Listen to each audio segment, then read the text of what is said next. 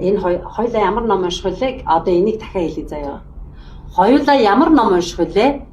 Хоёулаа ямар ном унших вүлээ? Хоёулаа ямар ном унших вүлээ? За, нэг нь хаалганы наан, нэг нь хаалганы цаана юм шиг сонсогдож байна. Тий. Тэгэхээр хоёулаа тэхийн бол хараа одоо чи юу яах та жоохон энүүх хавьд энэ хоолон дээр жоохон миний бодлоор ачаал өгöd байгаа.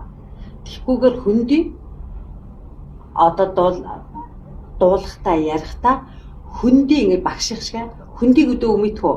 Яг ийм эндээ ийм чангалцсан биш. Тийм ээ мэднэ. Мэднэ.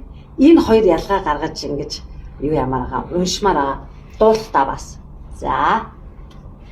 Багнаас Joe Bryant-д уг цуугийн газрын Kobe Beef хэмээх Япон хоол туныг таалагдсан тул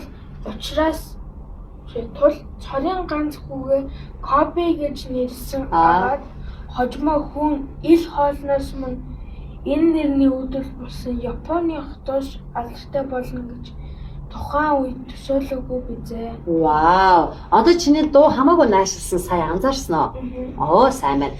Тэгээ энийг хоёлаа ярихтаа ер нь бас болж өгвөл ялангуяа хичээл дээр одоо хичээл орохоор багшийнхаа асуусан асуулт нь гялтгансан ийм гоё өнгөлөг хариулж байгаа за шивэнж биш. За цааш. Харин Ben хэмээх дунд нэр нь бас л сонирхолтой төвтэй. Joe Bryant NBA-д тоглож байхдаа талбай дээр тун эрт хүчтэй байнга усарч харааж тоглодог байсан учраас Jesse Ben бөгөөд голоо чухал хүчтэй болсон. Тиймээс тэтгэхүүдээ аавынх нь ил нэрийг сонгож өгсөн аж. Kobe Bryant-ийн аав Joe 1975 оны драфтын 14 дахь тоглогчоор сонгогдсон Golden State Warriors багт ирснээр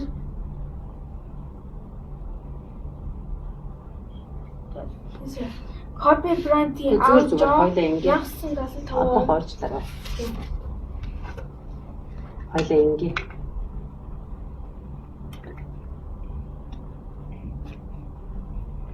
Хоёлаа ингээ.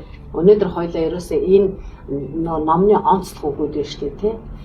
Энэ нэг намтрууд бол нөгөө яаж нам түүхтэй байх нь шүү дээ. Бүр ингэсэн учраас өгсөн.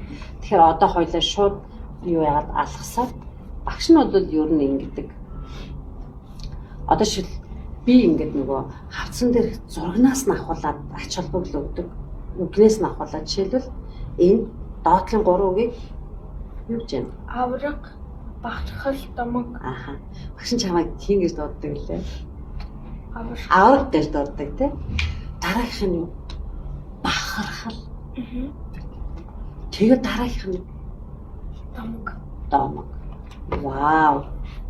За тэгэхээр яа харахгүй л тий энэ номыг уншсанаар бид нар авраг болж бахархал болж тэгээ бүр домог болсон хүний тухайс мэдэж авах нэ.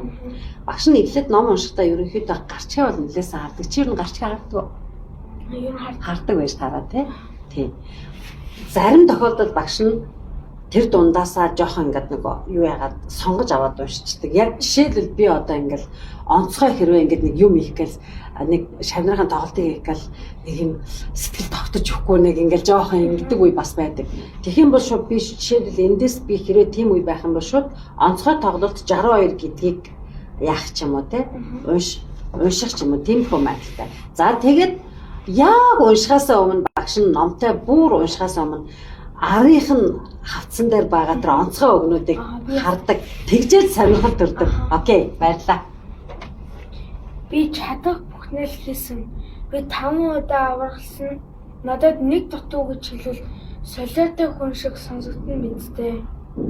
Өмнө нь хэлэхэд 5 удаа аврагсандаа сэтгэл хангалуун байна.